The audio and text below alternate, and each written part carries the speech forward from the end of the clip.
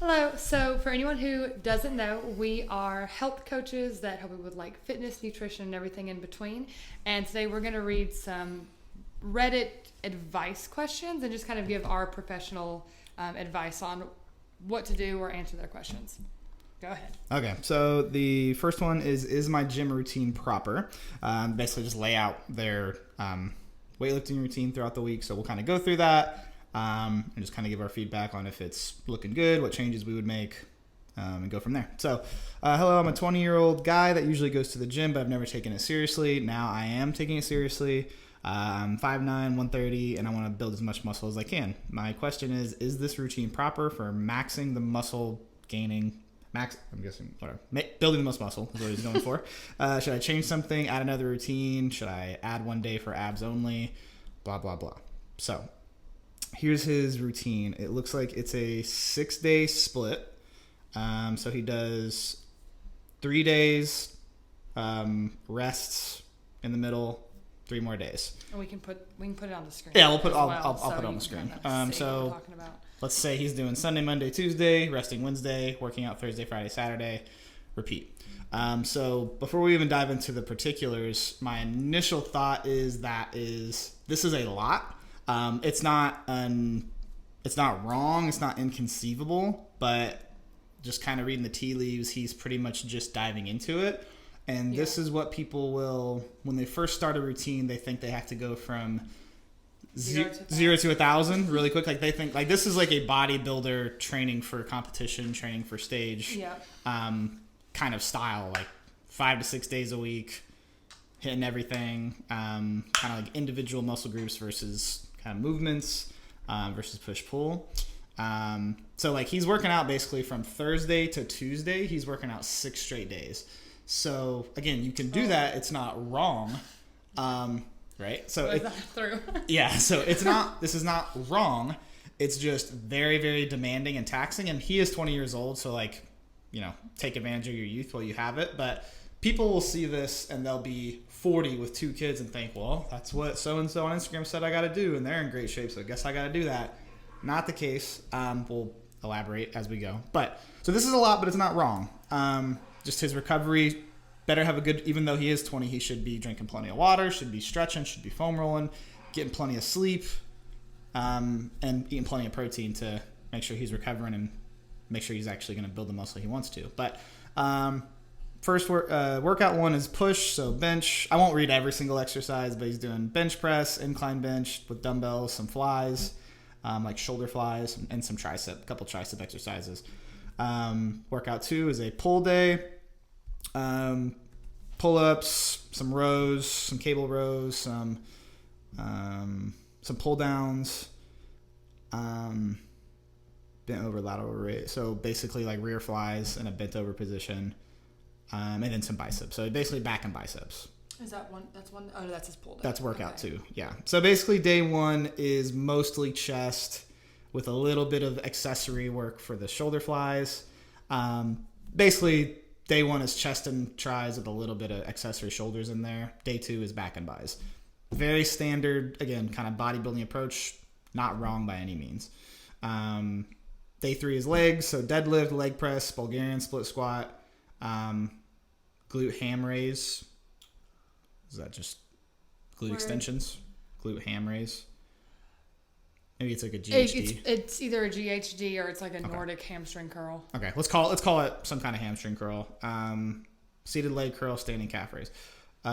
So what I will compliment the leg day is actually a good balance between push and pull. Most leg days, the fatal flaw people do is it's all knee dominant exercises, or it's all exercises that are only working your quads. So like they're doing all kinds of lunges, all kinds of step ups, all kinds of squats, and every program has some kind of deadlift, which does get the other side or your posterior chain, or it's a hip dominant, however you want to look at it, basically hitting your glutes and hammies.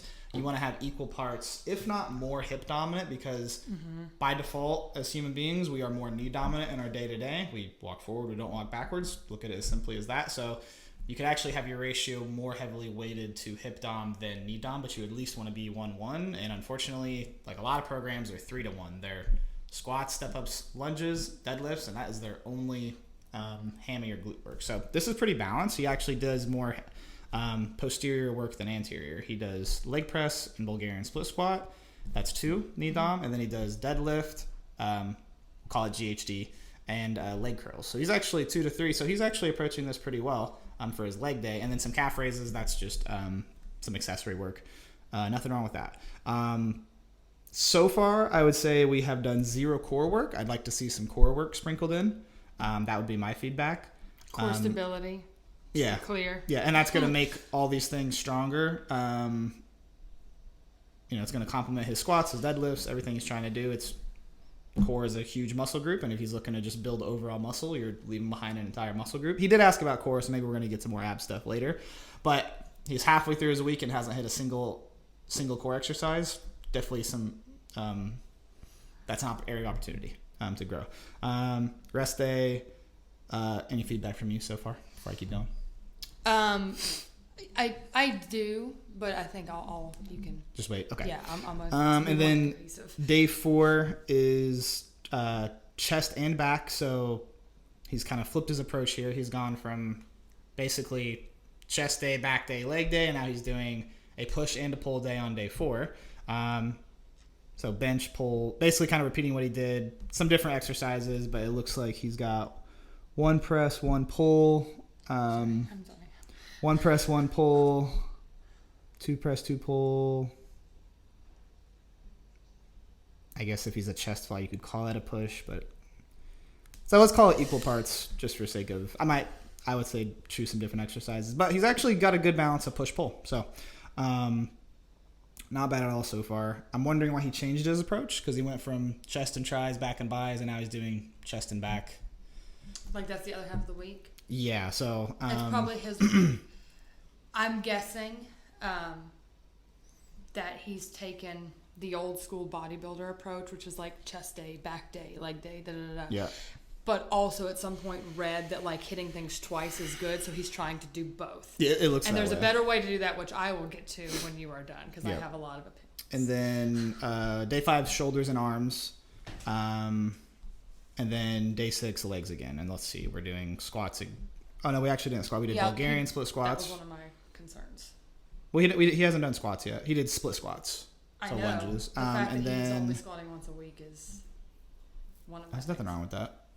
For Hold on. muscle So squat, leg press, extension, leg curl, Romanian deadlift, calf raise. Okay. So he did come back around on his second leg day, and he is overly weighted. He's 3 knee dominant, the squats, the leg press, and the extension, to 2 hip dominant, the curls and the deadlifts, and he did calf raises again. Overall, it's not a bad program. There's just some areas where he could optimize it. But I have seen plenty worse. He's actually fairly balanced. Like, and this is nitpicking. Like day 3, instead, either drop the leg extensions and just hit squat and press, leg curl and Romanian deadlifts. And then he could replace leg extension with a core exercise. And then he could keep the calf raises if he really wants to focus on calves.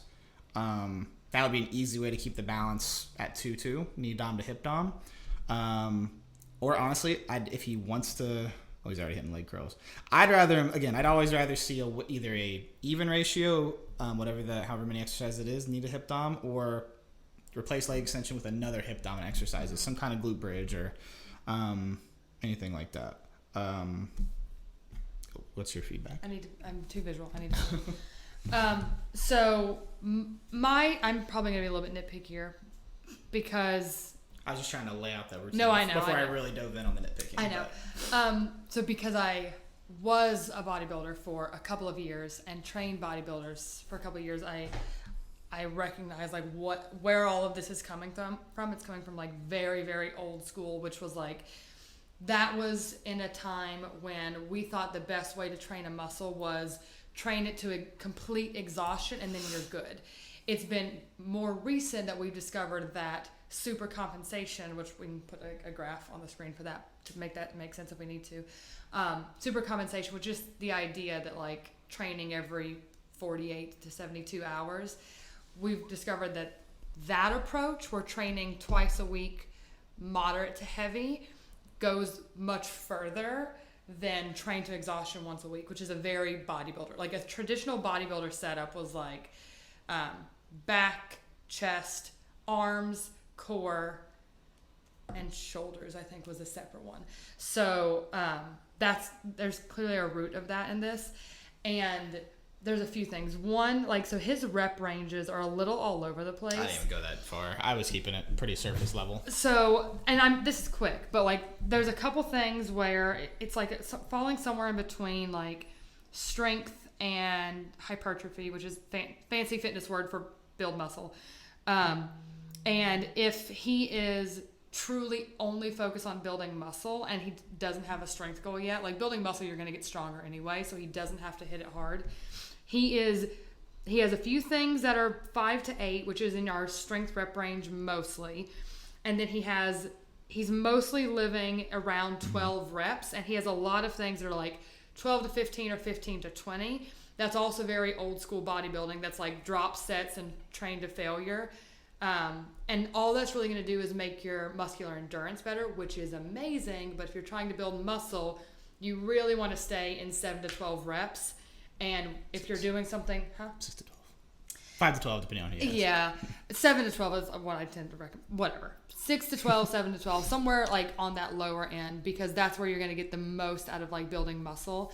And 12 is like your top end. Like once you can do 3 sets of 12 of something pretty comfortably, you just need to increase the weight and start the little cycle over again. And that's how you're going to build muscle and kind of build some strength at the same time. So I like to take a cyclical approach of like just constantly recycling 7 to 12 or 6 to 12 reps. Yep. So his rep range, I would definitely bring it down and stay in that. And if he feels like he needs to increase the intensity, it should be through resistance, not through rep ranges for this goal specifically. Because muscular endurance is still a good thing to have. And then the other thing that goes more along with the science that we know now of like super compensation is I prefer for my bodybuilders to be on like a PPL schedule. So like push-pull legs. And the way I like to structure that is push is like our chest and triceps, primarily it's like upper push to be clear. Upper push, so chest and triceps.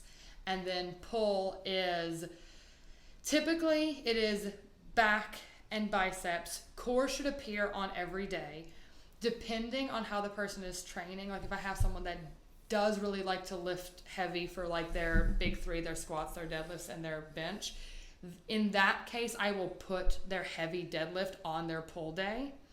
And then their legs is their squat day. And then the rest of their like, both hip dominant and knee dominant. So there's different ways that you can do it depending on like how much you really love your big 3 lifts. But generally I prefer like a PPL schedule where you have heavy push, heavy pull, heavy legs. And then the second is roughly the same exercises, moderate push, moderate pull, moderate legs. So then you're hitting everything twice. More volume in that second. You're getting a lot more volume. Yeah, the second one is definitely more volume based. And the first one, like that way we're kind of exhausting, like train to failure, but you're giving your body enough room to recover in that cycle that you're not overworking, you're not risking injury. Because the other thing that I'm concerned about, especially because he's only squatting once and deadlifting in any capacity once, and he's got a lot of like unilateral stuff. When you're building muscle and that's your main focus, you are at much higher risk of just getting really, really tight. So it makes having a balanced program where you are moving forward and backward, side to side, rotationally, and working unilaterally and bilaterally. It makes it way more important when you're just trying to build muscle, because you're going to get tight by accident if you're not super balanced. So I would just like to see more bilateral lower body work. So basically I would want him to deadlift twice. I want him to squat twice. It doesn't have to be heavy. It could be like barbell squat and then kettlebell squat another time, but squatting twice, deadlifting twice in some capacity, even if that's deadlift and then RDLs. So we're getting the bilateral. And then most programs, people don't like know the importance of like lateral and rotational. So I'm guessing there's not a whole lot of like lateral movement and rotational movement in this, correct? That's what I was gonna say to put a bow. Are you? I can put a bow on it. Yeah. Okay, yeah. So, so you're saying you want to see him squat and deadlift twice a week for the sake of building the muscle, but you like, because as we know, single leg strength translates to double leg strength. So you want single leg exercises, so you still want those in there too.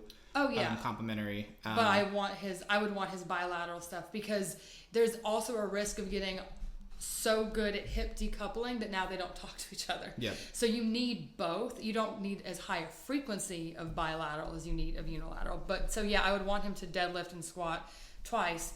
The amount of unilateral, like lower body stuff, is totally fine. He can keep that exact same quantity. Just add a second deadlift and a second squat in there somewhere. And the easiest way to do that is on the push-pull legs, rest, repeat schedule. Mm-hmm. And then the other thing that I like to do with the push-pull legs people is it's not like a 6 day in a row. It's like push-pull legs, rest, push-pull legs, rest. So it's like, it's really like an 8 day cycle. You lost me a little. So push pull is 1 day, legs is the second day. Push pull legs, and then you take a rest day, and then you do push pull legs, and you take a rest day between every 3 day set. Got it. So we're putting on an 8 day rotation. That does mean that like you're not going to be not every week's benching every Monday or whatever, but that is a really good way again when you're trying to build muscle. Yep. To encourage recovery, and it gives you room that like if you have a week where you hit it a little bit harder, one of those rest days can become an active recovery day where you do more stretching and correctives. Body weight, if you really gotta get a pump, you can do some push-ups and that, or just like if you feel like resting isn't enough and you need to move to get yourself out of that tension, you have that day that you can work that in. So I like an 8 day rotation for someone that's just trying to build muscle. Cool. And then just to further complement it, like we said, I was waiting for the core to come. It never came. So there's no ab work, no core exercising. And like she said, want to do some kind of core every day. And it can literally just be, if you're going to do it, you don't have to do it every day. You can either do like 1 core exercise, 1 to 2 every day. If you're going to do it every day, 1's probably enough. And it doesn't, and we want to, with core is just like any muscle. It kind of, for some reason, abs don't get treated the same as other muscles. People just hammer their abs every single day. It's a muscle. It needs to rest. So that's not saying do the same kind of core exercise every single day. Day 1 can be more oblique heavy. Day 2 can be more rectus abdominis heavy. And then you can just bounce back and forth between obliques and rectus abdominis, lower abs. You can core is a huge muscle. You can bounce around as far as like what your core exercise is targeting. Don't hit the table. It's very gentle. And so that can also, 2 birds with 1 stone, is how he can get his rotation in there. So day 1, obliques can just be some loaded cable rotations, nice and simple. Got some rotational work in, or operating in the transverse plane. If you want to get fancy schmancy science terms. And then, so we got some core in his routine. We're getting him to rotate, which there's no rotation in this routine right now.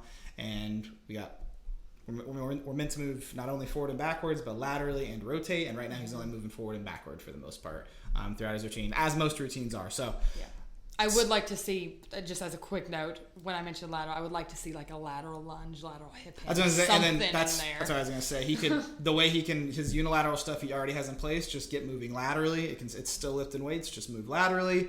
It's actually going to probably feel more challenging. So just like basically to cliff note it and wrap it up. Maybe add another day of rest after those second 3 days. Add some core work. Be smart about it, because your core is like any other muscle.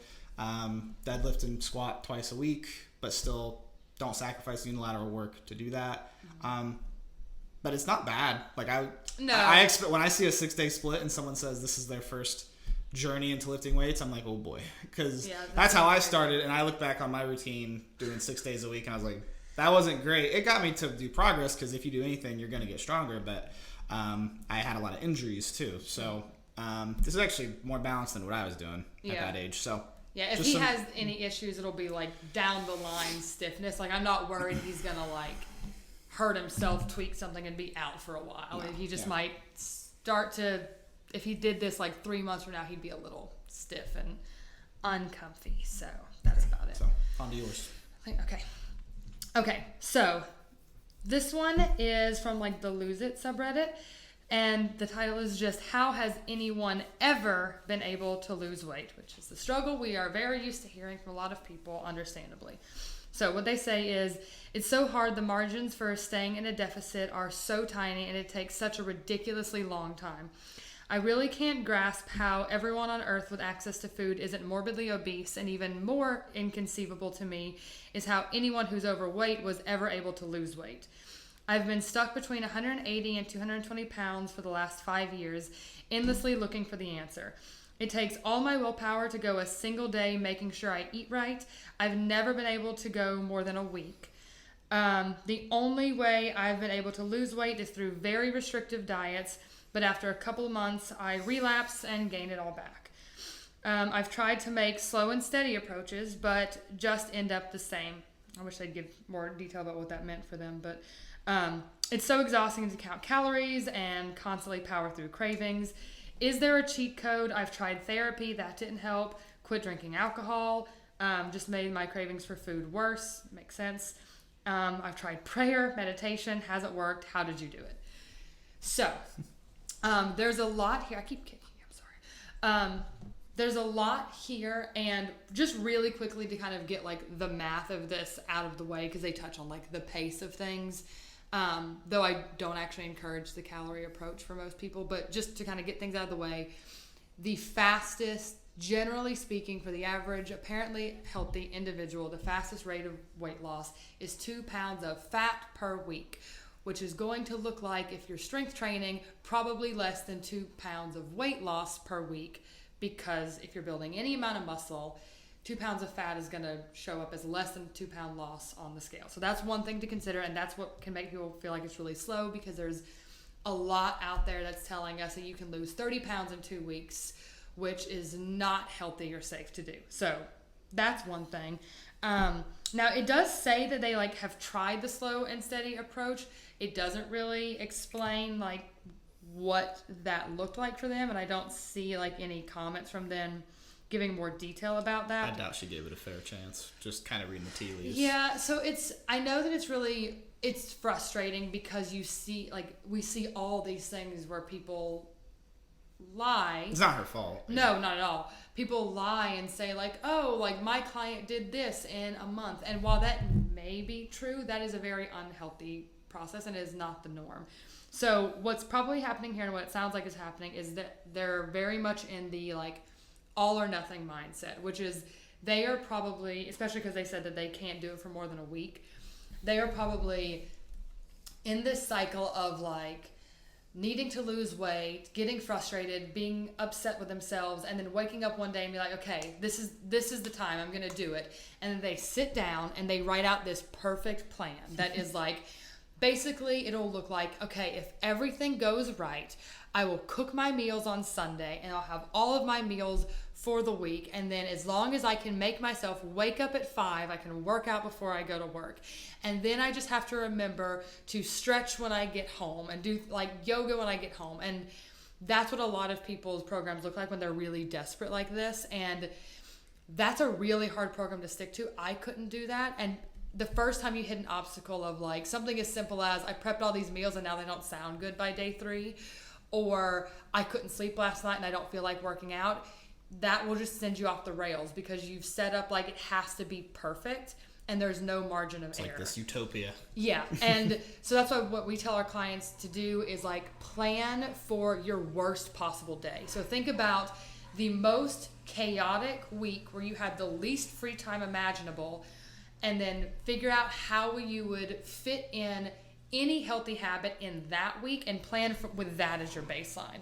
Because if you can make it fit into a chaotic week, it will feel easy when it's like a normal week. So like work from like your rough week baseline and then build from there. And that's an easier place to kind of like collect successes, which is what keeps people going. Is like you collect these little wins along the way and you feel accomplished enough and feel confident enough to like go to the next step. But taking the all or nothing restrictive approach is a recipe for disaster for like 99% of people. It's like a 1% of the population that can stick to something like that. Most people are going to have this experience, and it's not their fault. It's just we see meal plans and perfect programs and diets, and we think that that's how all the fit people are doing it. Now, I will say, like, there's a whole lot that I could ask if this was a client. Like, I would want to know if there's any underlying medical conditions, any underlying psychological conditions that could be affected, any medications that they're on. All of these things can affect that. We have no idea what her exercise looks like. Yeah, we have no idea what the exercise routine is, because the other truth is they mentioned that like the margin to stay in a deficit is really small. It's actually not. Like staying in a deficit, in any amount of deficit, is actually a big window. Like you can reduce by 100 calories and you're in a deficit, and that won't feel like a lot. So the margins aren't small, but they can feel like that if you're stuck in this like constant cycle. It also, to get more into like the nuance of this, the reason that I don't encourage, and generally we both don't, for most people encourage calorie tracking is like, while it is true that yes, if you are in a calorie deficit, you will lose weight, figuring out for sure if you're in a calorie deficit is not as simple as reading a label, taking a note, and then tracking your activity. There's a lot of other things that go into play, like your stress level. Like when you are more stressed, the amount of calories that you burn and the amount of fat that you store is different than when you're relaxed. And stress over not being able to lose weight is unfortunately the most horrible catch-22 of like, I'm stressed because I want to lose weight, and then the stress about wanting to lose weight makes it harder for you to lose weight, which is why like kind of chilling out and focusing on those wins. Stop caring. Yeah. Just don't give a fuck. Chilling out and focusing on like tiny little successes. It's not that like the little steps, while that like logically, logistically works because it's easier, it also works because it gives you the extra wins and it pulls you a little bit out of that stress state, and it makes it easier for you to lose weight because you're now not in that state where you're just storing a little bit more fat. So like that stress is probably affecting them. And then I know you're going to talk a little bit more about like the nuance of nutrition, but so there's that, and then just making sure that like what you're taking in is balanced also makes a big difference, because like getting your body to function optimally makes it easier for your body to like choose to store a little bit less. Like if it's getting a good balance of all of its nutrients, that also keeps us out of a stress state, because if you are eating 1,200 calories of fast food with no vegetables, you might lose weight for like a little while, but eventually your body's going to shut down because it's recognizing that it's missing half of the vitamins and minerals that it needs. So that can also put your body in a stress state and make it store a little bit more fat. So there's a lot of things that can happen that'll make you store more fat, make you burn less calories, and make that look different. Like I've had experiences where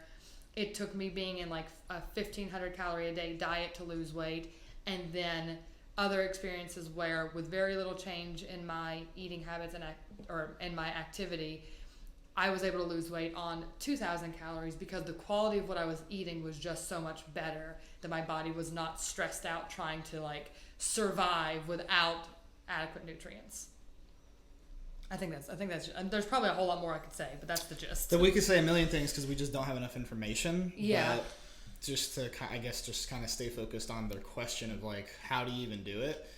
I think the broadest brush I can paint is like, it does not require, like weight loss does not require wholesale, dog is after something out there. Yep. The weight loss does not require wholesale changes more often than not. It's baby steps here and there, and nutrition is about a lot more. It's not just about what you eat. It's about, like we've talked about, stress, sleep, like sleep, where it's coming, like, 1,500 calories, 1,500 calories can look a million different ways. Someone could say, like, oh, I'm in a calorie deficit, but it's all McDonald's. Like, you could exist in a deficit and eat absolute shit. Yep. So that's a huge part of it too. So we have no idea and she's tried a lot of crash diets, so her metabolism's probably a little damaged, probably maybe not firing at all. And so we got to kind of rebuild some trust there, get it firing again, get her body trusting what she's putting into it again in terms of like, does she eat breakfast? Like, hydration. The best, yeah. Not hydrating also makes it harder for you to lose weight. Yeah, so it's like little things like that is like, usually we'll ask like people who swear they're stuck and their nutrition's not in a bad place. And then we just offer these tiny little things and they're like, really, that's it? I'm like, just give it a try. Just trust me. We'll try it your way. Yeah. If it don't work, but your way hasn't worked yet. So That's why you're here. Let's try and So decide. it's really usually small stuff like drink some more water, adding some veggies, trying to get something in for breakfast, or whatever your routine is, make it consistent. Not everyone's a breakfast person, and that's fine, but some days they eat breakfast, some days they don't. Like, you're better off not eating breakfast at all and having a eating window consistent versus sometimes they eat breakfast, sometimes they don't. Sometimes they eat lunch at 3, sometimes lunch is at 11. It's like your body's like, what the hell is going on? So trying to, and not doesn't mean you have to eat the exact same minute and hour every single day, but having something of a consistent window.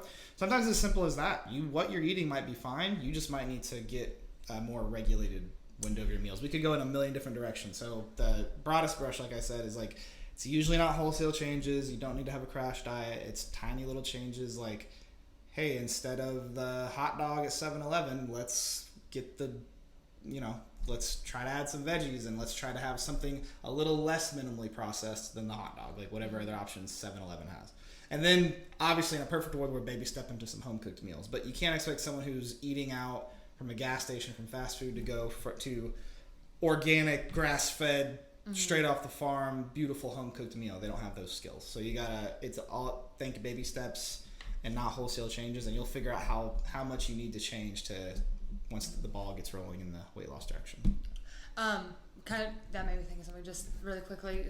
Talking about a specific client that I've worked with that had this same kind of struggle, and when she came to me, she swore that she was doing like, oh yeah, like I'm eating so little, I'm eating like 1,500 calories a day. And then we would talk through it, and she was eating 1,500 calories a day, like Monday through Friday. And by Saturday, she was so hungry, she would go out to eat, and she would do normal weekend things, which is perfectly fine. There's nothing wrong with that. But because she was so hungry and in such a deep deficit through the week, she ate past what she normally would have. And I looked at it and I did the math, and her weekly average, she was averaging 2,200 calories a day, even though she was 1,500 calories Monday through Friday.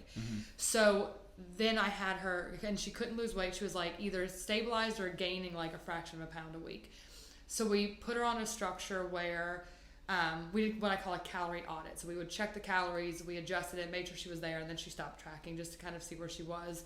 And we put her on a structure where she was eating roughly the same every day, kind of in that 1,900 window, and then she immediately started dropping weight. So that's another thing that can happen when you're in a deficit, and that's why I don't like the cheat day approach, because it can make it feel like you're moving slower because you've starved yourself so much. You can go so far in the other direction, whereas it would just be easier to bring the bar up and be consistent Monday through Sunday, and you can still have your flexibility on the weekends. You can still go out, but you're not going to go into that weekend ravenously hungry from starving yourself Monday through Friday, which is going to change your approach. So it is easier, and it is more comfortable, and it is faster to just raise the whole bar Monday through Sunday, and then you don't have to like have that starve and like feast kind of cycle that can happen with people. Yep. And then again, she didn't, I keep saying she, I actually don't know if they said. Doesn't matter. Anyway, they didn't touch on their activity at all, but it's also not uncommon for someone to have this experience, and they work out like really, really hard 2 or 3 days a week and about kill themselves, and that's about it because they have like a sedentary job, so which is most people.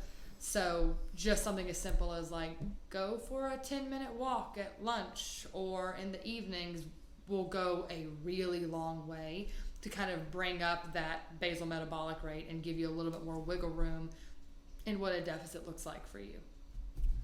I think that's the gist. I think we did it. Okay, well that is it. Do you want to wrap it up in some way? I wrapped it up last time. Okay, well that's it. So in closing, work out your core and don't freak out. Chill. And baby Chill. steps in your Yeah. nutrition. All right, that's it. Bye-bye.